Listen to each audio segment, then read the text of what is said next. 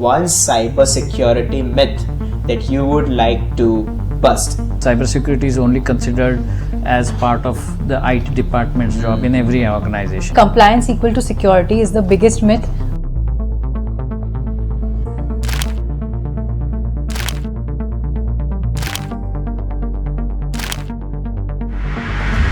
One of our customers' CFO, somebody mimicked the CFO on an audio call and called one of his key accountants that please deposit this much fund. It was a large number. Luckily, immediately this got recognized. 43% of businesses have lost customers due to cyber attacks or data privacy breaches. AI is such a powerful tool which is getting used by attackers as well as defenders. It's more like a AK-47 in the hand of a soldier as well as a terrorist. Yes. So nice. Now who governs this? Can AI be held responsible? Definitely no. Cybersecurity was a castle. There's no point just raising the walls of the castle. Zero trust architecture is a framework which says every door needs to be checked, every door should have separate keys, every lock should have a separate key, and instead of just raising the walls, keep a check at every checkpoint. Multi-factor authentication is the minimal, I would say, that people need to. That's the core of it. AI is helping even the attackers. AI is helping even the defenders. So in this war of AI versus AI, who is winning?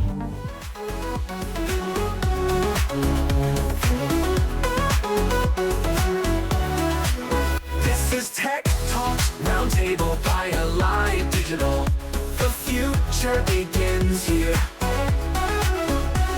Voices of vision through thick and thin. Round the table we build and share ideas that fly through the open air. Let's start this episode of Tech Talks Roundtable.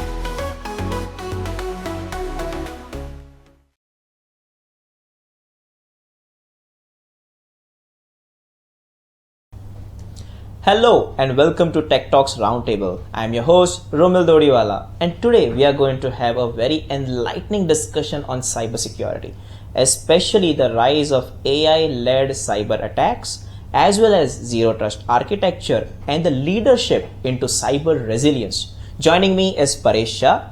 Hi. And Anika Santani. Hi. So quickly giving you a quick introduction. Paresh Shah is the global CEO of Allied Digital with over 30 years in IT. He has led Allied Digital's worldwide expansion and driven innovation in cloud, AI, and cybersecurity. He has always been emphasizing that security must support business continuity. We have Anika Santani, who is the founder and director of SanLuxe, a boutique advisory firm. She previously worked in KPMG's cybersecurity practice, leading audits and strategy projects. She is one of the in-demand speakers. Anika passionately advocates for building bridges between artificial intelligence and cybersecurity. Her presentations spark essential conversations on how to responsibly harness innovation while enforcing trust and accountability as well as safety. Anika holds multiple certificates in security, business continuity, privacy, and AI ethics, and she frequently speaks about bridging AI and cybersecurity skills. Thank you so much, ladies and gentlemen, for joining in for this particular Tech Talk Roundtable. It's an honor hosting you for this particular show. And my dear audience, this is going to be very, very insightful show. So please stay tuned for the entire show. Now Thank you, Romil. Thank you, Romil. I think you introduced us very well. Thank you so much. So my first question is, and I'm coming in from a very worried side that the entire landscape of cyber threats and cyber security is changing a lot. So I would like to know from Sir and Anika, like, how is this changing, and please shed some light over it. Pressure over you. Yeah. So currently the threat landscape is getting far more complex, especially with AI. If you look at past, the threat landscape was limited to brute force attacks and malware, software trying to harm the organization, or it was some data breaches, internal or external. But now, with the AI, things have become very different, and it has become very challenging. and the landscape is continuously changing, because as technology, AI is continuously evolving. As you know, after the cloud, the biggest change that is revolutioning is really AI. And today we see that various new threats have emerged in last few years. Let's take some example: the deep fake, audios or videos, which is pretty much right now known to everybody. Okay, the other ones, if I can name, is synthetic identifications, like people trying to take your identity away and creating a synthetic identity and attacking. So that's another. You see on a WhatsApp your own number with the same number, some different number, somebody putting the picture and going, and really it impacts not only an individual but organizations as well. So these are some of the very much common, I would say, the threat that we see. The other one, which is very much more on the data development side, I would say, the software development, which is the software supply chain. Because today we live in an API economy. Okay, so we don't have software just sitting in our premises, or our software is talking to 10 other software. It's all integrated environment. When we look into that, we are actually our software or some third-party software is calling our software for getting some data. Okay, so in this API, what happens is there's a lot of vulnerability that gets added, which the attackers take advantage of. Like if you take a simple application software, even if it's at banking, you may be calling out some API outside, and that software could be a potential for the threat attackers to see how they can add vulnerability which can impact to the main organization. So we see this, Gartner is saying it's a big number that is there for the software supply chain in terms of attacks. I'll just give an example on the deepfake. Pretty much there was recently one of our customers, CFO, somebody mimicked the CFO on an audio call and called one of his key accountants that please give deposit this much fund. It was a large number. Luckily, immediately this got recognized, because what usually do is the customer immediately called that number, the accountant called that number, because the most important thing is call them in the authentic number and find out whether it's the same person or not. So that identified it, but it was looking at pretty much seamless when you actually look at the audio for that. So that's the reason the AI is making things very much narrow between the real and the fake voice, if you talk, or the real or the fake videos. If you took an example of Singapore, which is very famous, it's pretty much a meeting conference, and 6 people being mimicked. Okay, and through the video, 6 people displayed, and it was a very big news about almost a year back, right? So AI is narrowing the gap between the true and the false, which makes really tough for the defenders to see how you can recognize, and have to be very alert and agile, every organization. Today, if we talk about zero trust, which we implement pretty much there, we are implementing that for almost every organization where multi-factor authentication and all becomes very key today. Yeah. So I completely agree that the threat landscape is ever evolving today. Previously, threats were very basic, and it was so easy to identify that we could, train employees that, okay, you need to spot for grammatical errors. There will be some giveaways, some awards, some prizes, and you need to identify it's a clickbait over here. Yeah. But now the attacks have become so sophisticated, and they have a creative edge to it, while they are also crafted with the help of AI-powered tools, that it is so difficult to identify a phishing or ransomware attack. And these attacks still exist, but with a new twist to it.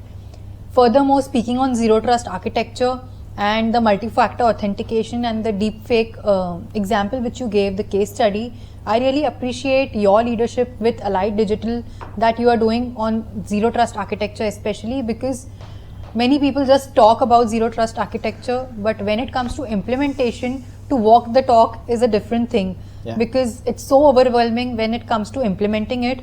It needs to be broken down into small segments and then implemented on it, rather than just doing it cumulatively and just hanging on it. Interesting. Furthermore, from a business perspective, I would like to back this up, this case study, that it has been noticed that cyber breaches have accounted for around a loss of 4.9 million, which is a huge amount. Furthermore, businesses are losing customers due to cyber breaches, and 43% of businesses have lost customers due to cyber attacks or data privacy breaches, which is nearly half of them, half of the businesses. And it has started to raise a key concern amongst the top leadership that cybersecurity is not an IT silo now. They need to have specific budgets for cybersecurity. They need to level up their game when it comes to cybersecurity, and rather they need to include it in the DNA of the firm that every person needs to be cyber secure, every asset needs to be cyber secure, they're end-to-end encrypted, and everything beyond that. Absolutely right. Yeah, that really takes me to the point where cybersecurity is no more IT backroom phenomena now, because it is discussed in boardrooms. When we discuss our management meetings every quarter, the most important part of it is obviously cybersecurity risk, which is one of the important discussions on the risk management, and we cover that even at the annual basis. Correct. So I believe that this problem is everyone's problem. So my question is again now getting more concerning. Now I am actually worried about this, because the way you have described this changing landscape, I'm pretty sure that I will have to keep checking my phone for authentications and everything. Yeah. And also, sir, I would like to know about this involvement of AI in the field of cybersecurity, because I believe that somewhere it is a double-edged sword. Right? Yeah, absolutely. The AI is helping even the attackers, AI is helping even the defenders. So in this war of AI versus AI, who is winning, and how are we going to win in this entire war? So sir, if you would like to share about how AI is changing the landscape in cybersecurity. So let's talk about the attackers first. Yeah. So when you talk about attackers today, AI, really give them a lot of capabilities to automate things. Their automation software in terms of breaching, they can easily detect vulnerabilities much faster. That's another one. Yeah. The next one is really malware. They can mutate a malware so that it can evade any detections. So these are few of the things, and obviously personalization through generative AI has taken a big step.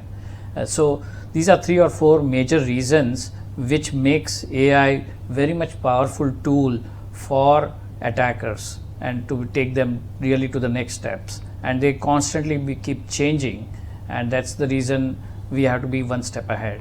Interesting. Yeah, adding to what Sir said, on the flip side, as he mentioned, it's a friend for attackers. It is also a friend for the layman. And for the cybersecurity team, I would say, because AI-driven security systems today have proven and broken all track records. They can, detect those false alarms, they detect benign activities around 100 days faster than a human team can do themselves. So when it comes to efficiency and time trade-off, AI is your best friend in cybersecurity, definitely. Although there are many other concerns which raise on the side, but on a financial perspective, AI has also helped save around $1.7 million when it comes to detecting those frauds and whatever penalties those breaches could have. Hence, what AI over here is doing is basically isolating systems. It is identifying all kinds of activity which is going in the background. It is giving those alarms, and it is giving the real time to humans to actually make good decisions rather than getting indulged in all these activities wherein they are doing all these audit logging and checking for all these things. Understood. So what I understand is that in very layman's language, first of all, attackers use AI, and the defenders are also using AI to defend them. But the AI is also learning in real time and making it tougher for the defenders, and defenders are again making it tougher for the attackers. So in this entire Tom and Jerry game, that I would like to put it in a very layman's language. So who wins this war, and how Allied Digital is trying to win this war? Yes, absolutely. Because when you talk about defenders, Allied Digital is making sure their cybersecurity operations is well equipped. What we do with our customers today is, bring in state-of-the-art tools and technologies. For example, the AI-based SIM platforms, the UABA, the SOAR, all that make sure that we are into a cutting-edge technology is supported by AI. So our thread, management, any thread that is there, it is well organized, prioritized, making sure that if all the normal operations are really finding a good pattern, so anything that is abnormal can actually be more visible, especially the inside threads. This gives us kind of good quality. I would give an example where this has made a big difference. When we talk about one of the large manufacturing company, and we recently onboarded almost a year and a half back, and they basically are very well known in one of the manufacturing space. They eventually got a ransomware attack, and we were able to kind of with our correlation engine that is very state of the art, we were able to kind of identify the pattern. Just about 2 or 3 machines got attacked, and we were able to kind of simulate that pattern and then basically make through our playbook, and we were able to stop that, and it saved huge amount of rupees for the customer, and it's one of well-known customers. Customer highly appreciates that they got protected by this ransomware attack. Interesting, very interesting. So I believe that because AI is such a powerful tool which is getting used by attackers as well as defenders. It's more like a AK-47 in the hand of a soldier as well as a terrorist. Yes. So nice. Now who governs this? What if you can shed some light over how we should be managing AI and the uses of AI in the field of cybersecurity? Correct. I really like the example that you said. Since both sides have leveled up in the battlefield, now it's really difficult to win the game. And as we know, AI can be poisoned or tricked by malicious attackers also. This has given a key concern and key rise on the privacy factor, that what kind of data are we feeding to these AI machines, and the kind of sensitive data we are storing in, it has raised privacy concerns. As at the end of the day, can AI be held responsible? Definitely no. That's wherein the governance needs to step in and realize that they need to monitor their tools, they need to analyze everything out there.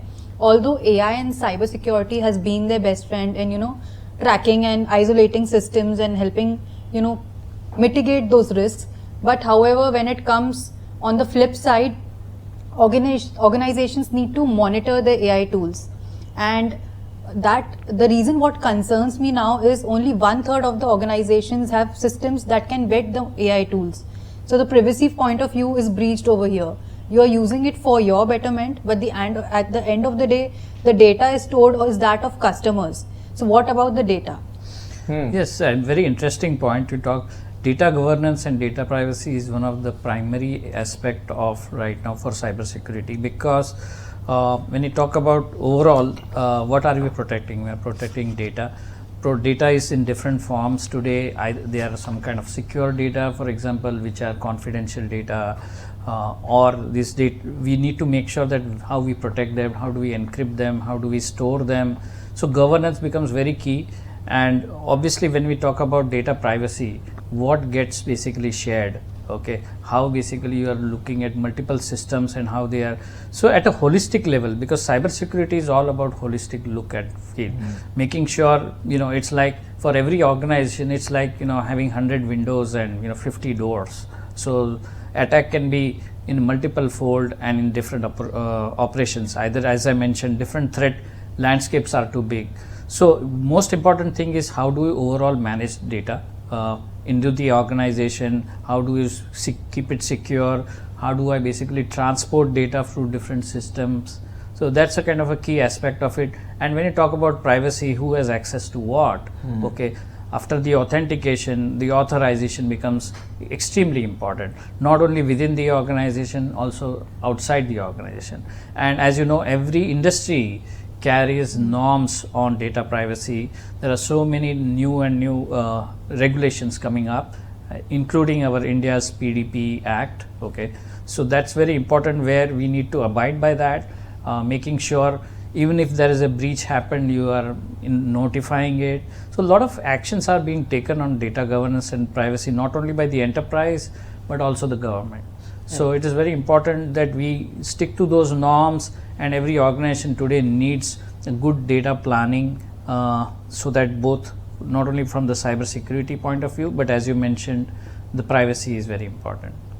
Interesting. So going a bit off topic on this, like because AI, we are talking about AI. So somewhere when quantum computing enters this field, I'm sure that this battle is going to become much more tougher. Yeah. So Paresh, sir, if Yeah, you but want. I love that because that's an area where I foresee a lot of good things for the defenders, because quantum computing may have a kind of a less catch up for the attackers, but definitely defenders can take advantage because encryptions will become better, and I see that that's an advantage immediately for the defenders, because when they can take a good advantage of building good AI based cybersecurity on quantum computing. Yeah, so I think the earlier in the Cold War, the biggest weapon was the nuclear bomb. Right now we have this as one of the biggest weapon that either you can use it in a positive way or a negative way. Yes. Quite crazy times ahead, I'm pretty Yes. sure ahead, but yeah, with experts like Allied Digital, we are going to win many such wars. Absolutely. And at the end, it being AI versus AI battle, what I understand is that companies have to embrace AI based cybersecurity tools to defend themselves and the data that they have. But I also understand that it's not a silver bullet. Like you need people to manage even this AI based tools and etc. And till I understand, like the base of entire thing, and as you correctly mentioned, there are hundreds of windows and 50 doors. So in this entire thing, zero trust architecture plays a very crucial role. So Paresh sir, if you can just shed some light over what this architecture is all about and how we are implementing this in this AI driven cybersecurity landscape. Yes, if we talk about 10 years back or 15 years back, people were operating in their own network. Obviously, there was a single door, the firewall, which was protecting the the WANs and LANs based on their core switches and firewalls. But today's world operates differently. People access systems in cloud. There are roaming users who are not in the office, so people can work from anywhere. And that is very important. That even the traditional approach of just protecting one-time authentication is not enough now. Every transaction has to be authenticated and every transaction has to be authorized. Yeah. That is what the concept of zero trust is all about. So making sure that look at it as a holistic approach for cybersecurity. We make sure that every transactions have a kind of a good control on authentication and authorization, and that's kind of a key aspect of zero trust. And today multi-factor authentication is the basic requirement for a zero trust, and this is something what I have seen with one of the customers, a retail customer, who basically implemented this multi-factor authentication and really made a big difference. Another organization, the US based organization, very well known FMCG customer of ours, they had not implemented multi-factor authentication as part of their policy. We definitely made sure that they implement that as part of the policies, and that's how things got stable. Got it. So when I get that multi-factor authentication on my Google Authenticator or Microsoft Authenticator, though it irritates me, it saves a lot. It saves the company's it's a peace data. Of mind. Yeah, absolutely. It's a peace of mind, and it is now kind of even banks, everybody, has adopted both India as well as outside world. So it's very important. Interesting. Anika? Yeah, so I would like to add on the zero trust example he gave, that there are walls, barriers after barriers. So if, for example, cybersecurity was a castle, there's no point just raising the walls of the castle. Zero trust architecture is a framework which says every door needs to be checked, every door should have separate keys, every lock should have a separate key, and instead of just raising the walls, keep a check at every checkpoint. And that's what a real life analogy airport systems also follow. Be it a actor, actress, you be any political leader or a layman, they follow zero trust architecture, and that's what we need to imbibe as a mindset in every organization today, because as we mentioned, data is fuel and also data is fire for today. If used in a better way, it is going to help us, leverage us. But if on the flip side, if it's used badly and if it has any other flip effects, data can also destroy all the reputation we have several gained. examples. Yeah, absolutely. And also the example you mentioned about zero trust architecture, the multi-factor authentication, it is a really good strategy, and even micro-segmentation, for example, is a part of zero trust architecture, which sets the company apart in these strategies, as when it comes to operationalizing things like zero trust architecture, it usually gets very overwhelming implementing all together, rather just split it in small steps as you mentioned out there. Yes, implementing zero trust architecture, as you talked about, involves various stages. Okay, so MFA is one aspect. As you mentioned, micro segmentation of your networks, that's another aspect. Protecting your critical data is another aspect. So it's all pretty much bundled, and you want to know which data belongs to whom and who can see, who can read, or who can write on it. So obviously it's all about planning, and that is where it makes it successful. Interesting. I've heard so much about this zero trust architecture, which actually means having no trust. I hope I knew that before I had my ex. So I would have been in a much better position that time. Jokes apart. But yeah, I do understand that zero trust isn't just a buzzword. It is proving its value, and many organizations are implementing the zero trust architecture. And now we have talked about the cybersecurity changing landscape, the involvement of AI in the cybersecurity space, as well as zero trust architecture. Now all comes down to policing and governing all these things. So if you guys can tell me now, what are the international laws that are being framed, as well as what organizational level rules are getting framed, national, international rules are getting framed, so it ensures that we are safe. I, as someone who has zero knowledge about tech, should know, I am safe. How it's getting ensured? So if I split the answer into three different points. One is government regulations. Okay, so statutory regulations allow you, whether it's NIS2 platform, okay, in Europe, or you talk about the GDPR in Europe. You talk about industry specifications like DORA for banking. Okay, so these are different frameworks which basically guide you for cybersecurity, for your own safety and compliance. The second is on your enterprise, which we need to look at holistic approach. Okay, it cannot be just just locking one door, right? So you need to look at your own data governance, which nobody will do. You have to plan. So that's the second approach. The ZT is another, the zero trust architecture basically is another thing that you have to implement once you govern the data. So there are multiple approaches, both at the statutory level, where you need to meet compliance, make sure you internally work your own enterprise governance, and the last part is how you continuously monitor and inform the government, or inform certain organizations which are appointed by the government, for example certain, when there is an incident.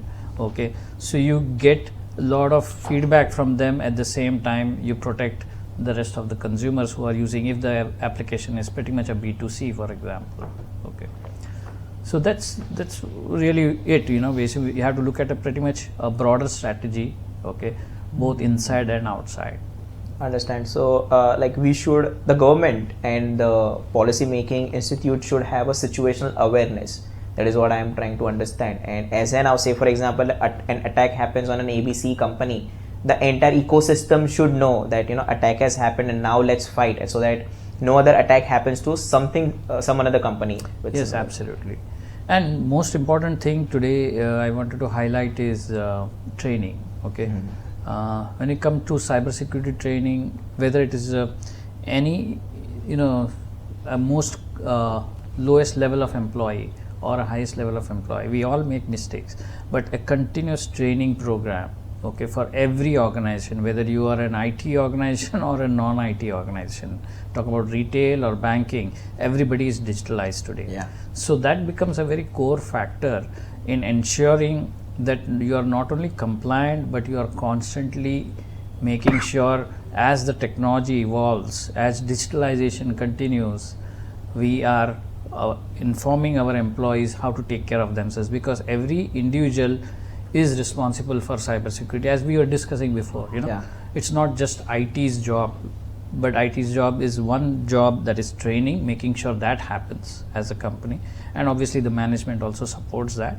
So it should happen pretty much as an awareness training, which is do's and don'ts list, and a frequent, like what we do every week, every Monday there is definitely an email notification going on to every employee of the organization on do's and don'ts. So sir, at Allied Digital, you keep on saying that, don't wait for the regulators to give you guidelines, but or force improvements, but you yourself should be proactive enough to ensure that, changes are made and you are secured enough. So if you can shed some light that's on the it. kind of a leadership we need to have, making sure we are proactive today. And it is, you will find both kinds of employees who are pretty much ignorant and not knowing the technical details of cybersecurity, but at the same time people who can really help you also, when basically they are much aware, they are much alert, especially Gen Z employees. They are fast, very much alert and aware, pretty much adaptive. So I feel that it can work both ways, continuous training, awareness, at the same time communication, sharing thoughts, sharing what they have figured out, it all helps. So there are a lot of WhatsApp groups also among the employees, the newsletter which our marketing team brings in, highlights cybersecurity trends as well as how to basically protect. Interesting. Anika? Yeah, so speaking on, as he said, it's a holistic approach. It's not a one-shot thing that we just prepare a training and it's done. It's a very, ongoing approach. On continuity level, we need to keep working on it, and still one cannot guarantee if you would be a part of cyber breach or not. So it's just like keeping, money in the safe and never thinking thief won't come. Thief True. can come, but just keep it safe. Yeah. Speaking on the law part regarding cyber laws, the newest one being Europe's AI Act, which has just put light into AI-based systems. Since every organization is now taking AI for cybersecurity, this act is all about, checking if the AI systems are secure, safe, ethical. Because at the end of the day, when governance standpoint comes in, we cannot hold AI responsible for the breach because it's not a human being. You can't go penalize AI.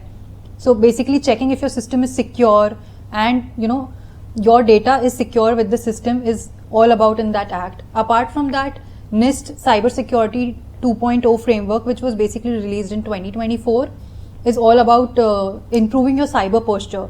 So for some organizations who are just not focusing on compliance perspective, but actually also focusing on a security perspective to improve their own cybersecurity posture, this framework is the best one, I feel, because That's most common nowadays. yeah, it's beyond just compliance. And today people feel like compliance is just a audit checkpoint or a security checkpoint, but what I want to convey is compliance is just the flow and it's not the ceiling. People just comply with some standards and they feel that they have hit the benchmark and they are performing at the level best, but we need to inform them that compliance is not the benchmark. It is the basic you could do for your own organization and for your own people. Yes, so agility is very key. Compliance is one part of it, but agility, making yourself continuously ready to change and adopt, as you mentioned, it's pretty important. So it's actually very interesting listening to this conversation, and I feel that the stronger the cybersecurity laws are, they are also more complicated because the laws are based on how the ecosystem and the entire landscape is changing, and I'm pretty sure that the laws come after some bad thing has happened.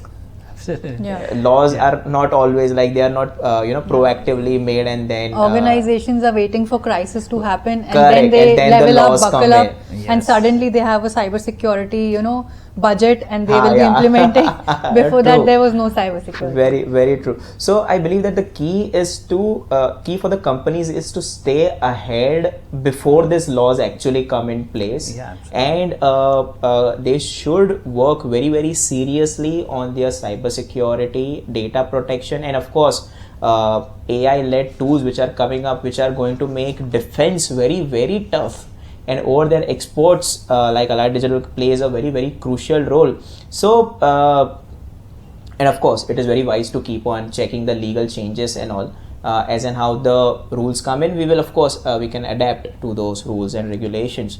So, I had one more question, which you also clearly mentioned, is in the organization, there are people who come from the tech side, who come from the non-tech side, but cybersecurity doesn't do any differentiation between who is a tech guy, who is a non-tech guy. I believe it's more like COVID. It can happen to anyone. Yes, kind of nice. Yeah. Again, a nice example. So a cybersecurity threat or any cyber attack can happen to anyone at any given point of time.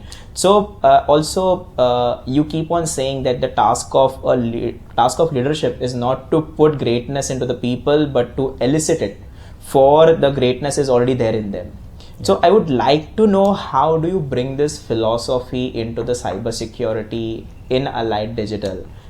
How do you inculcate that philosophy or the way of thinking in someone who is working very closely, defending other companies using cybersecurity things in our company? Yeah, so we are both a managed services provider. It becomes very important for us to, not only manage the customers' data as well as making sure we hold a very strong compliance practice. The other aspect is, obviously, we are also a system integrator. So we want to make sure what we build, not only the operations but also what we build for the future is also well protected. So this is the tech role to basically take care of it. But as an organization, whether we deploy our digital desk platform, for example, or we deploy our own AI platforms, AI ops. So it is important that whatever we deploy takes care of, the overall security from day one. So that's the reason, from the development point of view, we have the DevOps, where we have really created DevSecOps as one of the point of it. Second thing is emphasis on training. So we work on, as a leader, we work on multiple aspects, making sure that security becomes part of everything, cybersecurity. Whether you are kind of, giving a proposal to the customer, how do I make sure that I have aspect of cybersecurity being covered, in some aspect, even if it's not a direct cybersecurity offering or a project. So what we see is, not only for the customers, but we basically make sure our employees are understanding the do's and don'ts. They are trained, they are agile, they are motivated, and obviously the leadership drives, and frequently even in our cybersecurity as a part of our risk management policy, pretty much every quarter we visit, we have our own risk management teams. We internally look into this as one big factor always for the business. So looking at cybersecurity at various levels is what is important, and everybody has an opportunity to not only be responsible but be agile and be alert and make sure be always informed and have a communication channel, so you can make sure that information is well conveyed fast, because even timeliness is very important in this. So I believe it's more like how militaries have this philosophy of you sweat in training so that you don't bleed in war. Absolutely. So it is cybersecurity is a kind of a day-to-day job, you can almost say that.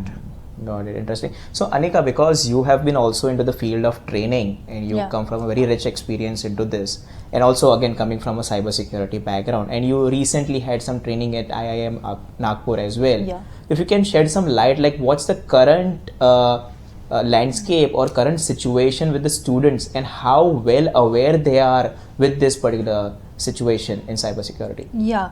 So in complete agreement with firstly what Sir said, that it needs to be trained. Everyone on the platform needs to. Sorry. No problem. I'll say.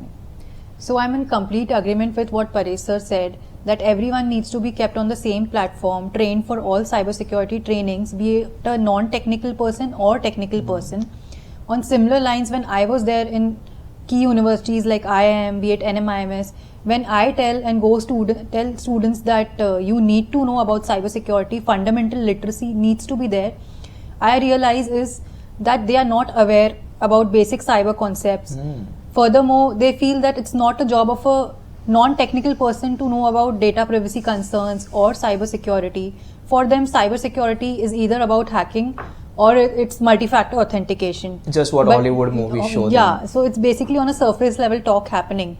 And I keep on emphasizing on the fact that when a cyber breach happens or some crisis happens related to cyber or data privacy, it won't identify you, he's a non-tech guy, so we won't let the breach happen to him. It can hit anyone. Yeah. And you need to keep checking the digital immune system of your organization, how prepped you are. So there's where resilience also comes into play, that you need to bounce back well again. Even if you face a crisis or have a breach, cyber breach, that doesn't mean it's the end of the story. You need to level up again. There should be business continuity plan for that. So all of that also needs to be taken into concern. Great. Yes, so you said it right. The impact for every organization for a cybersecurity attack is pretty average, almost like 4 million in 2024. 4 million? My God, Yes. this many USD, attacks happen? yeah. No, this much loss, business loss, pretty much on an average. Okay, so it's definitely kind of a big number, and that's why people today, the young generation basically is understanding the cybersecurity better. The way that what I see is, it's just a matter of communicating to them when they join the organization. The organization impact is very high, and they have to realize that their mistake, one phishing a link they click on the email, it can potentially create a problem for the organization. Okay. So, yeah, go ahead. So Sorry. 25 years back, if you see, maybe a decade back, IT department and cybersecurity was just siloed to a backdrop scene wherein like only developers need to work on that. But today, it is the DNA of every organization. Each person, each human needs to know about cyber. And I always say humans are the weakest and the strongest link of every organization. Weakest Yes. because if a single phishing email and all your data can go, and strongest also because if they identify that email or that kind of trap, they can also save the entire organization. So it's a matter of luck and also intellect when it comes to this, but it's all governed by this cybersecurity literacy also, which comes into play. And Interesting. So, Anika, because you have been working with lots of firms and you have also observed Allied Digital's expertise into cybersecurity, if you can shed some light over how do you see as Allied Digital's expertise in this field? so I was going across the magazines and the website also. So I really appreciate the hackathons and the mentorship programs which were therein, because they also incorporate this element of cybersecurity wherein you are also promoting other students to stay aware about cybersecurity rather than just the curriculum. Yeah, And we did a promote- fantastic hackathon about 6 months back. 6 months back, Yeah, DJ and Sunway. yeah. We were able to kind of identify how we can create a kind of an a risk score for an organization. It's like building a risk management platform for specific cybersecurity attacks. Okay, so that was very interesting. Yeah, correct. So And I believe very good ideas people bring. Yeah. can I say this, and please correct me if I'm wrong, cybersecurity is not just about technology, but it's also equally about people and culture. Yeah. Yeah. The more trained they are, the more the culture is cyber resilient, the more better they are defended. Am I right? Yeah. So it has become a culture for the organization, and how agile the organization is, that drives really the true culture for the organization. So my next question in the same line of questioning goes into that there is such a huge demand of the cybersecurity trained professionals because of the rising threats in this field. So again, my question comes to, why is building cybersecurity skills and talent so critical, and that too critical right now? So Yeah. Anika or anyone go can ahead, answer Anika. this. Yeah, so I would start by saying that the 3 pillars of cybersecurity are basically people, process, and technology. And now we have completed about people and processes, that we need to have process in place, we need to have more skilled people. Speaking on people over here, today we have a lot of requirement for cybersecurity, since everything is digitalized, data is there everywhere, AI is there everywhere in every organization, but we are understaffed when it comes to cybersecurity professionals. And this is a field which is not very generic. It requires subject matter expertise. Fun fact I could tell is, according to Gartner's survey, by 2025, 50% of the cyber incidents would increase just because we are low on those cybersecurity professionals. Damn. And just speaking about this industry of cyber experts, I can guarantee there is no unemployment today because we are understaffed. And we need to upskill everyone, and we also need subject matter experts in this field. The entire arena is full of people over here in cybersecurity. Okay, so Anika, I have a question for you. There is a huge demand about cybersecurity trained individuals. So I want to understand what why it's right now that we need cybersecurity skills and talent. What's so special right now? What's happening right now?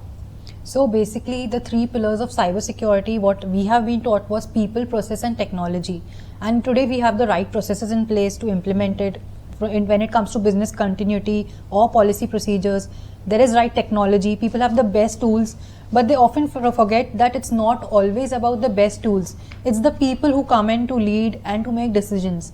And today we are understaffed on cybersecurity. We are also underskilled when it comes to cybersecurity.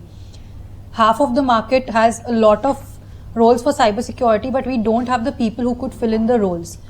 I would like to mention the statistics of Gartner, which says 50% of incidents in 2025, cyber incidents I'm speaking of, will happen due to lack of cyber security individuals or professionals. And it raises a concern that we don't have the correct subject matter expertise in place to handle things related to cyber security, data privacy, because at the end of the day, we are dealing with data, everything is going digital, and we need to handle this data smartly. And that's where cybersecurity professionals come into place, not only securing your systems end to end, but also on a borderless format. Since we are functioning with different countries, our data is traveling borders. That's when it comes into play. So, yes, absolutely. Because if you just talk about enterprise point of view, we need different levels of cybersecurity people. Even if we are non-tech, actually, you still need to have some basic fundamentals of cybersecurity. Course they should do it. And obviously, it's like a pyramid, and you have to keep making sure there are power users and there are people who are actually the experts, and people like us who are doing managed security services. It's even important that the utmost, the topmost technologies and tools we are familiar with. So it's obviously one of our key aspects of Center of Excellence in Service Delivery is continuous training.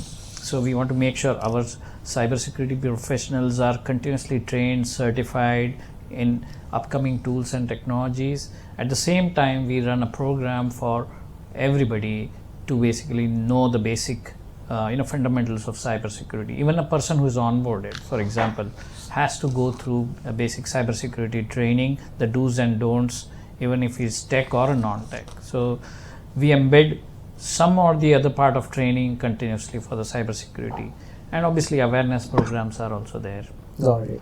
We have a kind of a longer roadmap for making sure cybersecurity becomes an essential training program for as we need more and more people, as organizations adopt cybersecurity now as a main center stage, and now they are budgeting cybersecurity, as you mentioned.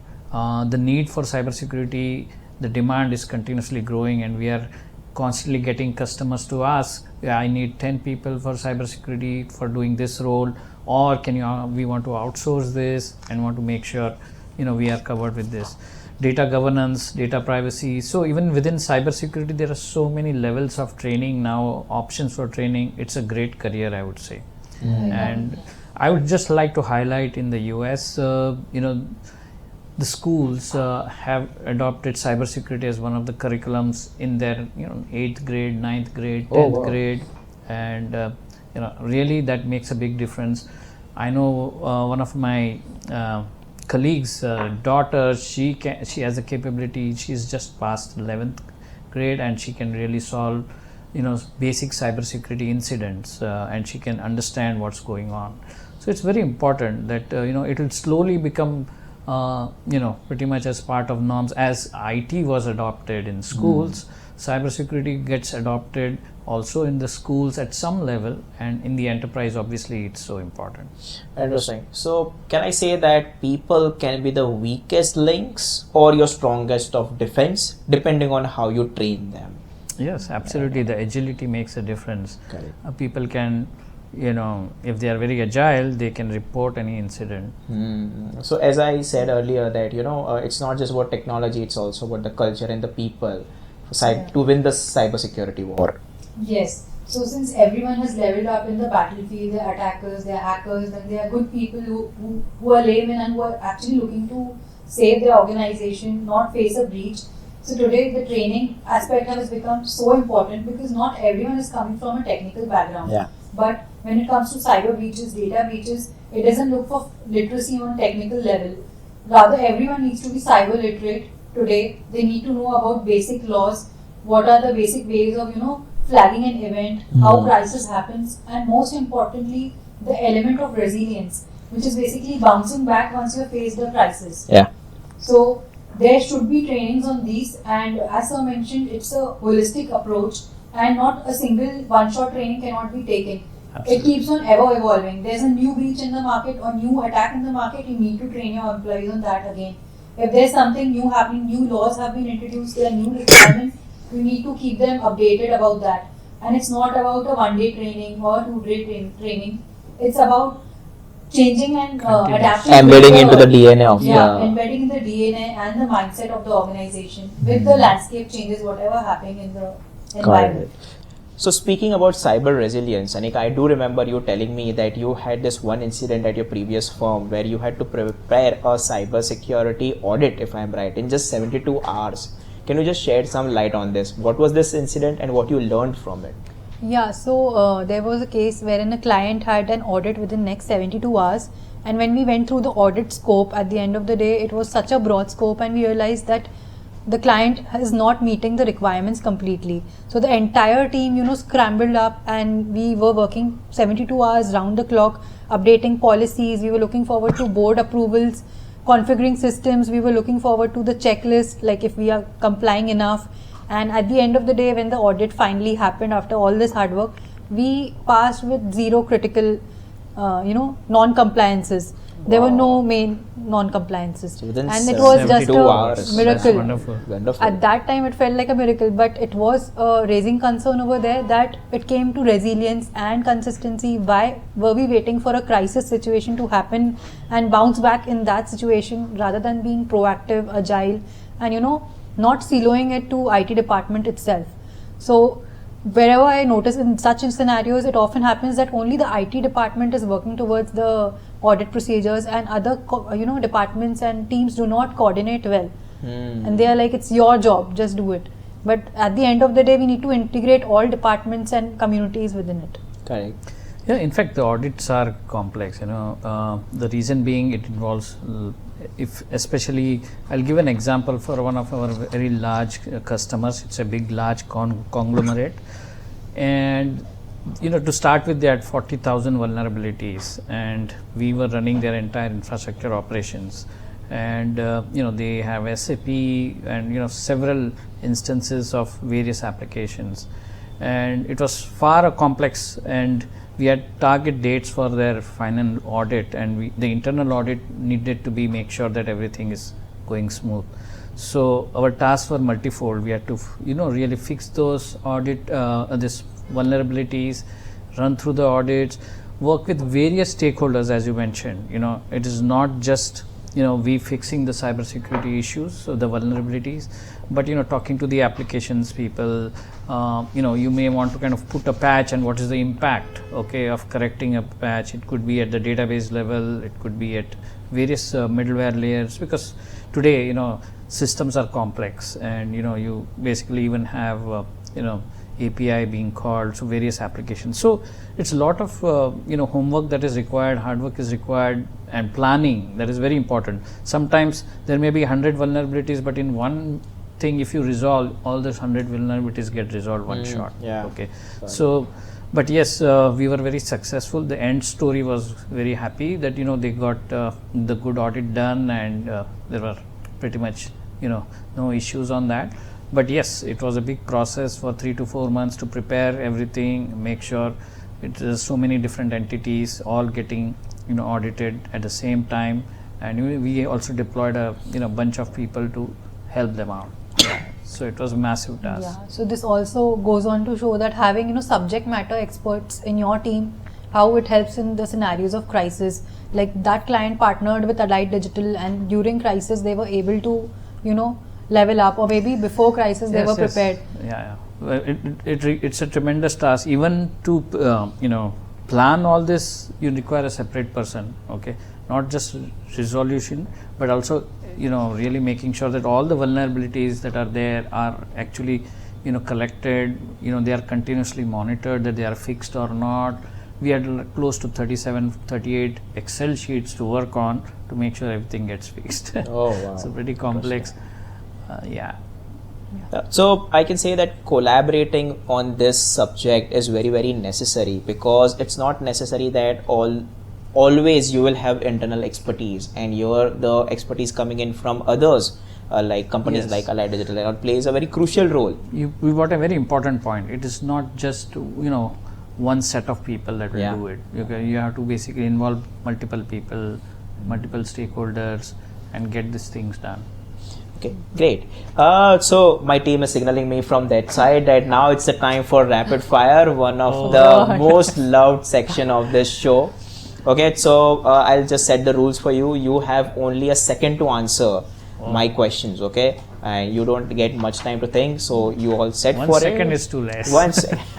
I mean, very quickly. Yeah, maybe 3 to 5 seconds, so we can at least build the sentence. Good point over there. Okay, so all set already. Should I start the rapid fire? Yeah. Okay, sure. great.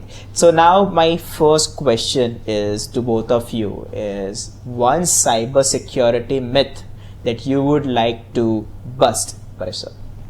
Yeah, I would say, it is one of the biggest myth I see is cybersecurity is only considered as part of the IT department's job in every organization. But, as I have been mentioning, it is pretty much a holistic role. A lot of people have to get involved, and it's everybody's responsibility, whether you are a non-tech employee or a tech employee. You have to make sure that you are part of it. So that's a big myth that people think, okay, only it's a one set of people who are responsible. Interesting. Anika? Mine would be compliance equal to security is the biggest myth. I believe compliance is the flow, and that's the bare minimum you could do for your organization and people. Real Agreed. security is just leveling up and reducing risks. Okay, so now it's come the second question is what's one tool or tactic that every company must implement? Yeah, I would say, the minimum is, I would say today people talk about zero touch, and multi-factor authentication is the minimal, I would say, that people need to, that's a core of it. So there is an extra level of protection, okay, apart from just passwords. So I would suggest multi-factor authentication. Yeah. Anika? My take would be regular phishing simulations and training your employees day in and day out, because spotting the red flags is where it starts. Okay, so now because we have our audience coming in from the non-tech background as well, so what would be that one example that you would like, or an analogy that you would like to give to explain cybersecurity to non-tech folks? Yeah, I would say a simple example, you are in a house with 200 windows and 100 doors. I take that as an example. So security is holistic, okay, and you have to be always agile and alert, okay, and adaptive to the change in technology.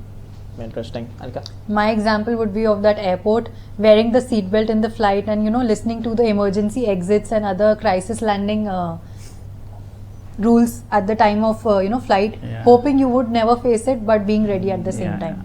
Wow. Okay, one emerging trend that you are seeing. Now let's flip it. Anika, first you. It would be cybersecurity and AI ethics, knowing the harms AI can have and buckling up at the same time. Paresh sir? I am looking at quantum computing that could definitely, give some jump to the defenders. It may take time for the attackers to catch up on, but I feel that could be one of the technologies very important. Wow. The last question over here is what's one line advice that you would like to give to cybersecurity pros? Yeah, I would say it's to remain vigilant, continuous training, very important, and be adaptive. That's what I would say, that every security professional has a great career today, because security is something that is always going to be in demand as more and more digitalization happens. Probably it will become core, just like computer science has become core.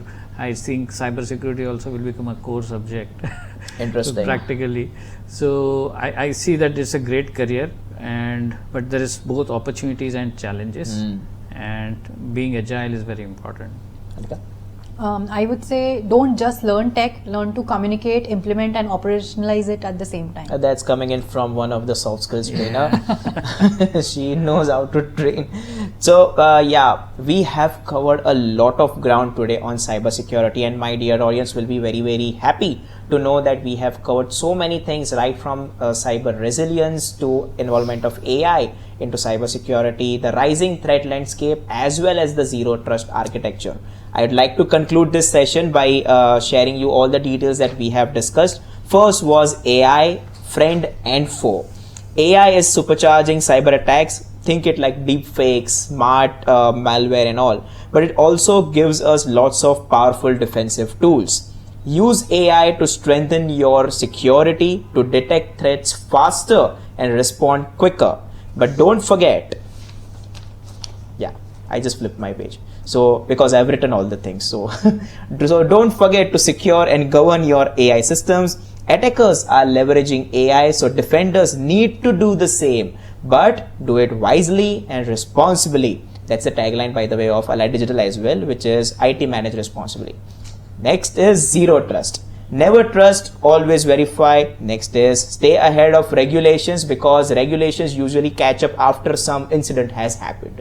So try to be ahead of the laws, and who knows, because of your expertise, certain laws get framed. Then having a security culture, as both of our guests today clearly mentioned, that cybersecurity is not just about technology, it is also to do with people and culture. Both go very much hand in hand to help you stay more and more safe. And last being the cyber talent.